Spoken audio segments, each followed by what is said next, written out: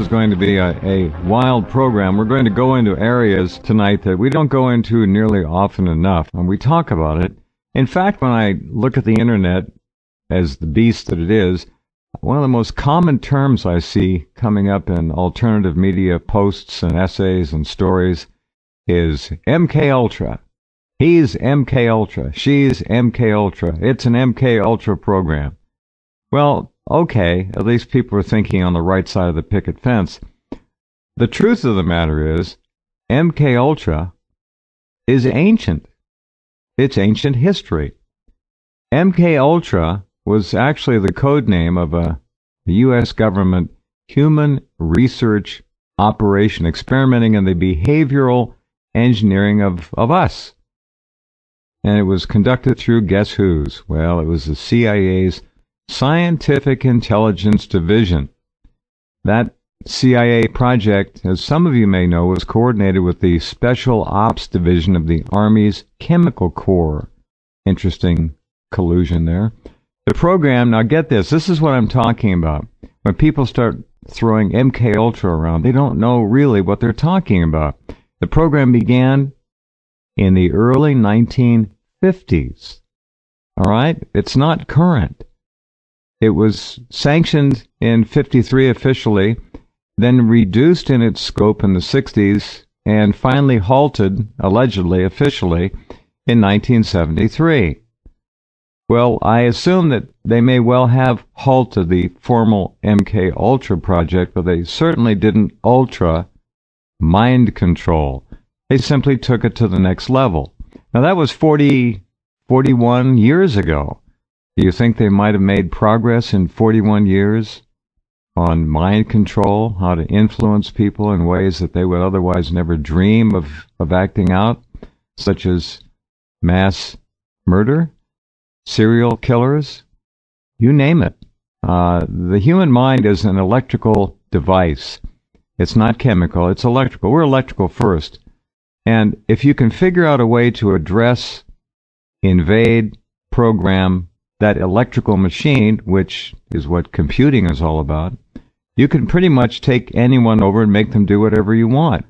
And in many cases, most cases, they don't know anything about it. They haven't a clue that they're being used. So when you use the term MK Ultra, understand you're really talking about horse and buggy terminology and technology, as it was. Our guest tonight, I wanted to have this young man on for quite a long time. He is, in my view, a prodigy. He is packed full of information. He has a passion to learn, and he has learned a great deal. He is a mind control expert. His name is Neil Sanders. And this is going to be fun because his book is out now, and there's a little review of it. You can see on his homepage. Click on his name. In the first volume of his book, which is as one of the all-time great titles, Your Thoughts Are Not Your Own, amen to that, Neil Sanders exposes the evidence for officially sanctioned mind control programs. And I might get into the non-officially sanctioned mind control programs, of which I suspect there are many out there, such as TV. Sanders has degrees in psychology, film, and media studies, and is a qualified hypnotherapist as well. He spent many years collecting and analyzing declassified documents, scientific papers, court transcripts, confessions from doctors, and testimony from victims and whistleblowers as well, and much more. Do visit his website. It is extraordinary, and he's up very early in the morning or in the middle of the night. Somewhere. It's dark there anyway, in the UK. Are you there, Neil, and can you hear me all right? I am. Hi, Jeff. How are you doing? You all right? I'm okay. Thank you. Doing well. And glad to have you along. Thank you for... What time is it over there? It's about 3:15, so it's about 5 hours until I phone in work and lie and tell them that I'm ill. All right. If they want a backup, they can call me. I'll tell them. That's fine. You give me a note, will you? I will. He was sick. He couldn't. That's very kind of you. Yeah, it's no problem at all. So, Neil Sanders, what got you into this whole field of the dark arts? Why mind control? What is it about that intrigues you? And when did you start? Well, I mean, I got interested in mind control. It was a strange occurrence, really. Basically, a friend of mine, his older brother's friend, pressed me to watch this film, The Manchurian Candidate. And I said, go and watch The Manchurian Candidate. It's got these... I was like, who's in it? It's Frank Sinatra. I was like, oh, brilliant. Oh, yeah, I've got to watch that. My response exactly. Yeah, quite. But and it was in black and white as well, so that didn't really interest me terribly. But I did watch it, and because this guy, I very much respected him, and not only did I find the film fascinating, but basically I then started to look at the sort of things that could be done. Obviously, first elements that you start to look at are things like stage hypnotism and hypnosis in general and that sort of thing, just to see if it works. And I also was interested in psychology, so I was kind of getting a sort of picture about the separation of the mind and how the mind is in all schools of psychological thought. It has sections. There are defense mechanisms like amnesic barriers and the like. There are short circuits. There are ways that you can get people to respond favorably or unfavorably to a situation just by the use of certain words or body language, for example. Like an example is take your sunglasses off if you're speaking to somebody, because the eye contact means that you connect on a more interpersonal level. Mm-hmm. Just very basic stuff like that. Mm-hmm. Then, obviously, from there, I got interested in Sirhan Sirhan and the stories about Sirhan Sirhan, and obviously the fact that he appeared to be under hypnotic control and firing blanks out of his gun that only held 8 bullets, but miraculously managed to spray 14 bullets, some of them from behind the senator's head, which it's a remarkable. He's quite a trick shot artist, that guy. Yeah. Oh yes, he's obviously very, very skilled. And then you look into that and you see that what he was talking about, saying that he believed that he was at a shooting range, and I started to look at it and go, okay, that's plausible. That's actually plausible from a sort of scientific standpoint as well. Not that I'm any great scientist, but it sort of twigged with me. And then from there, basically, what really sort of piqued my interest was the sort of tangential weirdness that was connected to the Manchurian Candidate film. I mean, obviously, it was released shortly before the assassinations of the Kennedys, and then Frank Sinatra, who was friends with the Kennedys, had it banned until the mid-'80s. And then you start to look at the other weird things about it, like, for example, John Frankenheimer, who's the director, was having dinner with Roman Polanski and Robert Kennedy the night before he was assassinated by Sirhan Sirhan, who a lot of people believe to be a Manchurian candidate. That's pretty weird, Neil. I didn't weird. Know that. That's beyond the probabilities of coincidence. It gets a bit stranger as well, because some of these could be coincidences, and they obviously are, but for example, Jay Sebring was the person that sort of stapled the toupee to Frank Sinatra's head, and he was also the person that supplied the drugs for the Camelot crowd, the Kennedys, the Peter Lawford. It was Jay Sebring that yes, did that? Absolutely. I know exactly where you're going with this. This is going to blow our listeners' minds. Yeah. Well, Jay Sebring was one of the victims of the so-called Manson killings. He was killed by Tex Watson, August the 8th, 1969. He was a very famous hairdresser. Yeah, he would have been Vidal Sassoon if it hadn't have been for the fact that he, died. He was actually, through Sebring International, he was marketing a range of hair products for men. Yep. This is, again, that comes into a sort of concept of mind control, because up until that point, it was considered a bit namby-pamby for men to be concerned with their appearance in any great way. And then he got very, very sort of macho people, or considered macho people like Steve McQueen and Frank Sinatra to publicly advocate him. And then obviously he became one of the victims of the Manson murders, or the so-called Manson murders. Mm-hmm. Bizarrely, Dee Dee Lansbury was living at the Chatsworth Ranch, the Spahn Ranch, for a short time, and travelling around with the Manson family. In her pocket, she had a signed note from Angela Lansbury giving her permission to be away from her parents. What? Yeah, this is Angela Lansbury. Yeah. Unbelievable. A permission slip for murder, she wrote, apparently. This is remarkable. Well, this is the point, Yeah, this. Let me just say one thing. What Neil has just laid out here is the substance already that a major book could be written about. We're talking about connections that are just really bizarre. J. Sebring is a name that most of you probably forgot. I remember the name because it was one of those names. It's a great name. Sebring International, J. Sebring. I mean, he obviously was going to be a mega star, a mega celebrity. And that was ended. Angela Lansbury. Now, tell us a little bit more about Angela Lansbury and that connection. I'm very interested in that for a number of reasons. Well, I mean, basically, that was it, really. Her daughter wanted to go and hang out with this bunch of hippies that she met at the Chatsworth, the Spartan Ranch, which was an ex-movie ranch, where people like Ronald Reagan. Here's an interesting one as well. The gun that was used to kill J. Sebring was stolen. Well, it was given to a guy called Randy Starr, who was a stunt man on a film, and it was given to him by a young cowboy, a young actor playing a cowboy who went by the name of Ronald Reagan. So the gun that was used to kill J. Sebring was actually once in the possession of Ronald Reagan. How bizarre! How truly bizarre! All right, yeah. The Angela Lansbury thing was just simply that. But I mean, the other person that was famous that occasionally hung out with the Manson family was Dina Martin, which was Dean Martin's daughter.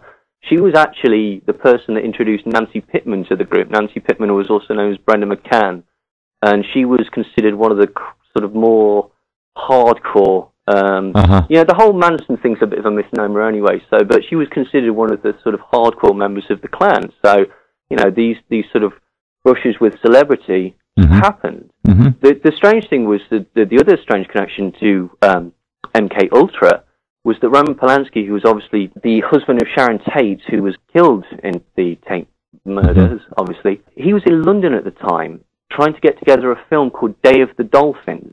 Now, Day of the Dolphins was based on the experiments of Dr. John Lilly, who was connected to MK Ultra's Project 62.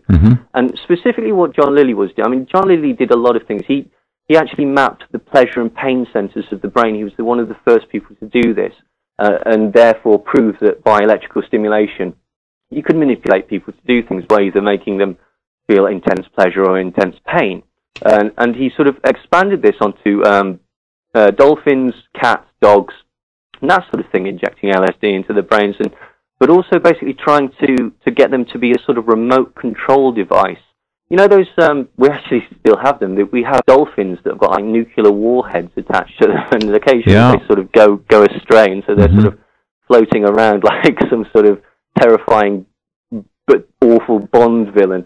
And basically they were doing that, and this was one of the things that they were doing in MK Ultra. Roman Polanski was actually trying to get a film about that scenario going, and he was in London at the time that his wife was killed trying to get this film, Day of the Dolphin, going. But in his film, the dolphins could actually talk, and they were going to be the heroes of the piece. But unfortunately, that vision will never see the light of day. No, you mentioned another name that's suitable for a program. I'd love to do more on Dr. John Lilly. What a strange dude he was. Absolutely. I've talked on this program about the so-called Lilly wave before. Now, the Lilly wave is a certain electromagnetic frequency. And I don't know if you know, let me tell this little quick story, Neil. You may find it of interest. Dr. Pat Flanagan went over to visit a friend of his in his laboratory, which was actually his garage in his home. He lived in a suburban neighborhood, and down every block, of course, were electrical wires and telephone poles and so forth, and transformers and all that. Well, Pat Flanagan went into the garage, and the guy he knew was in there working on a bench, and there was an oscilloscope there. On the oscilloscope was a waveform, which is well known. It's the Lilly wave. People in that line of work know the Lilly wave by sight pretty well. And he went up to his friend. He said, "What are you doing?" He said, "Oh, I'm just doing this and that." And he said, "What are you doing with the Lilly wave on there?" And his friend looked up at Pat Flanagan and said, "You're not going to believe this." He said, "Guess where it's coming from?" And Pat said, I don't know. He said, "It's coming from there." And he pointed to the wall plug. It was coming from the electric grid. And it didn't get there on its own. MindControlInAmerica.com. Stephen Jacobson. all media is propaganda. All of it. It's a great quote. Well, it's true, and the mind control issue has been with us for a very, very, very long time. It's an ancient problem because mankind has been subjected to manipulation and control. We were born into a system of lies and deception right from the get-go, and so were our parents, born into the same kind of situation that many people accept as being the way things are simply as the result of habit and consider it natural and normal, and it's anything but that.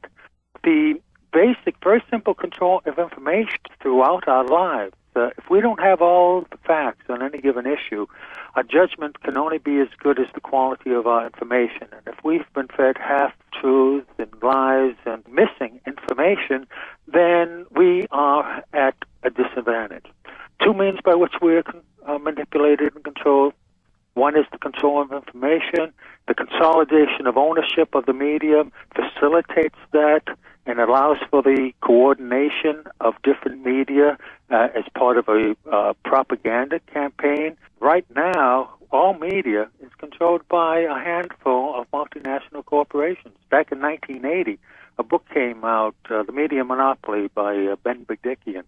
At that time, it was revealed that 50 major corporations were controlling America's media. And as the book was revised, the new editions came out, that number kept getting smaller and smaller until now we have 5 major multinational companies that are controlling not only the information we have access to, but the entertainment choices.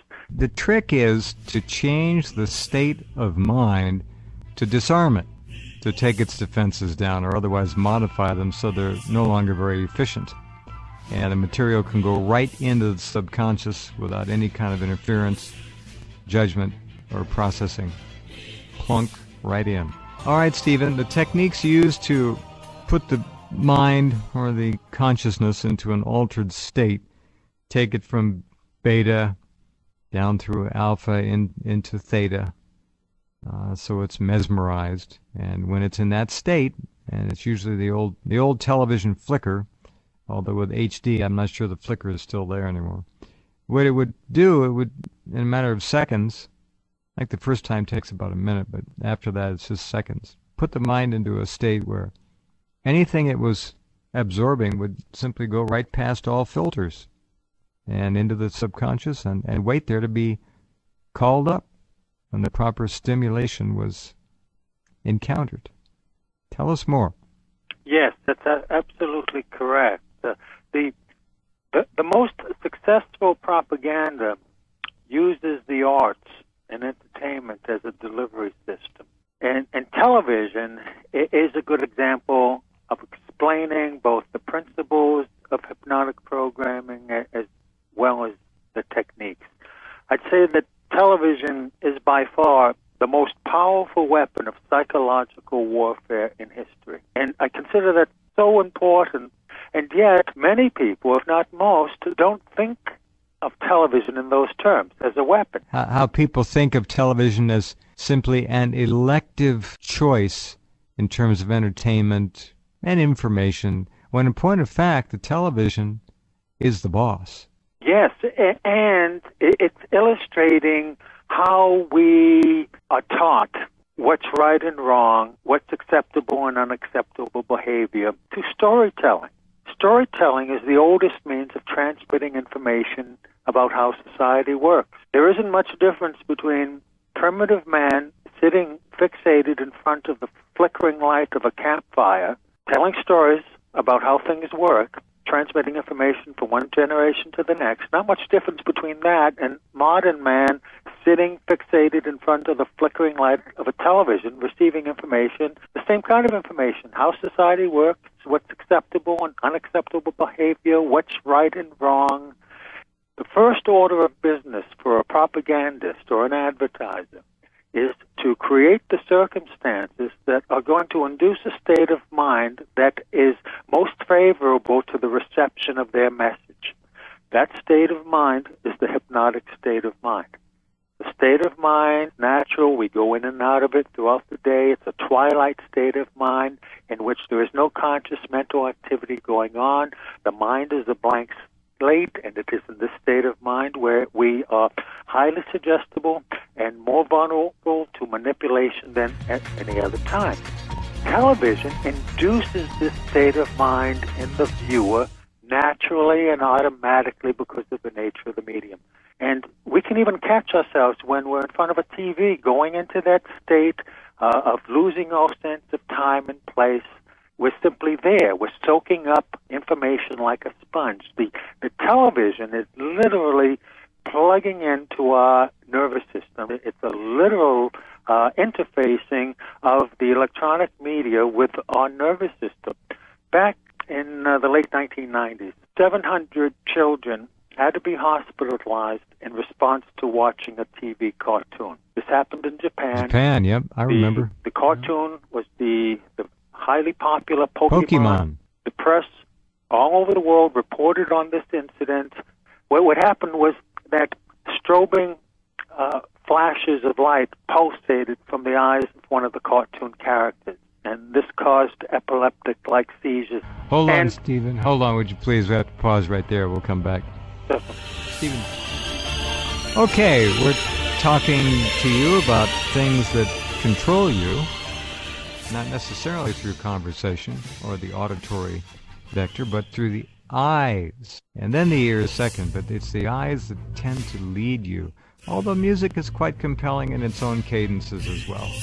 It's an all fronts assault on you to disarm you and make you amenable to all kinds of input, which they design ever so carefully. Nothing is really left to chance. Stephen, please go ahead.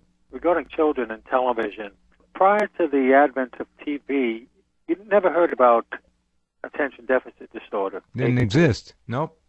And what's happening here is that the quick cutting patterns that were developed in TV commercials and music videos, they cause a corresponding chemical electrical impulse in the brain. And that releases endorphins that have a drug-like effect on the body. So a child can sit motionless, fixated, watching television, and when they're away from the television, they have all this nervous energy, can't focus, their attention, can't sit still. And that's because they're looking for the same kind of drug-like effect that they're getting from TV and other kinds of activities, and they're not getting it. Another illustration of this plug-in effect that television has with our nervous system, because we've already been changed as a population by illustration of hypnotic programming. Using, for another example, the news broadcast that everyone has grown familiar with, both your national news and your local news broadcaster. If you think about it, regardless of the background of the newscaster, regardless of their ethnic background, whether they be black, white, Oriental, Hispanic, doesn't matter, with few exceptions, they all speak the same way. They have a pattern of speaking that the public has been conditioned to accept as the means by which we receive true factual information. The newscaster looks directly into the camera and into the eyes of the viewer, which is another hypnotic technique. The newscaster is an authority figure, which is another element. People will tend to accept information, even if they don't understand it, if it is coming from an accepted and respected authority, and then the information repeated over and over and over again until it becomes a conditioned response. This not only happened in the days of television, but even before television, in radio. The famous broadcast of Orson Welles' dramatization of H.G. Wells' War of the Worlds caused panic in this country. No, classic. Yes, people actually thought New Jersey was being invaded by Martians. Well, I would have if I'd have been back there then. It was done very realistically. The reason for it was that the dramatization was done as a news broadcast. Yeah, and news even then was considered hallowed ground in terms of questioning it. I mean, that was the oracle of God, news. Yes. And it shows that even then, the population had been programmed and conditioned to accept the format as the means by which we receive true, factual information. Exactly right. It just wasn't so. Isn't it amazing the amount of sophisticated, absolutely complete control that they're working toward now, cradle to grave? Well, it only shows their paranoia and their fear. Correct. They're afraid of us. They have fear too. You see, they keep us entrained and entranced via fear, anxiety, anticipation, and all the rest of those related synonyms. And yet, on the other side of the coin, they themselves are driven by fear that we might become out of control. And wake up. Right. And that's what they're trying to prevent. And that's essentially a spiritual condition. The mind control issue is first and foremost a spiritual issue. Its foundation is spiritual. The mind is the gateway to the soul. That's why there's mind control issue. And we, en masse, humanity, is at the threshold of an awakening that they seek to prevent. Because if people wake up means come into an awareness, a spiritual realization. Because that's the only thing that's going to solve the problems that we face. They're just so basic and fundamental. We're not going to fix things with Band-Aid measures, trying to tinker here and there and fix the economy. You're not going to fix the economy without attending to the issue of honest weights and measures and an honest medium of exchange as the lifeblood of commerce. The dishonest money system has corrupted all segments of society, including organized religion, which is part of the problem. This is the mind control issue is a spiritual issue. And the fundamental problem for mankind is that we have been encouraged to misidentify ourselves as the physical body. And when people do that, then they become fearful because the body is subject to death. And by keeping people afraid and stressed out and great anxiety, prolonged periods of time is a strategy of psychological warfare, because then people can't think clearly. Add to this the manipulation of economic factors, and you have a twin pincer movement where the population is literally being squeezed. The nation is suffering from the effects of a scientifically induced nervous breakdown.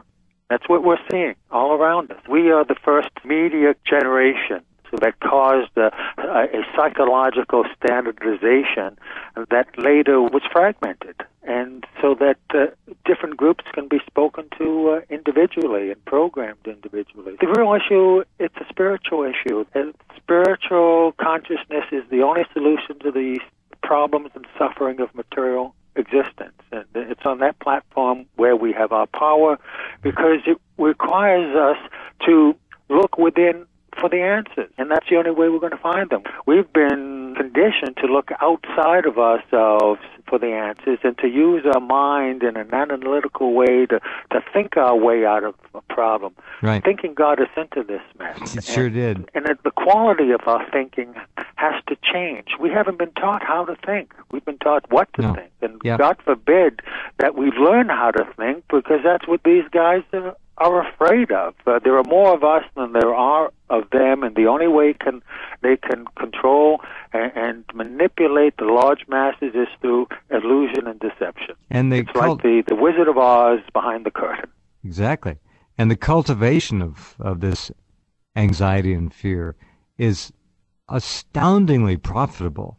Look at the psychopharmacological maniacs at work coming up with these fluoride-based drugs, SSRIs, all kinds of psychotropic medications, which literally, if the television and the lifestyle and the peer pressure and the media and the self-absorption and the narcissism of the physical body doesn't do it, these drugs will.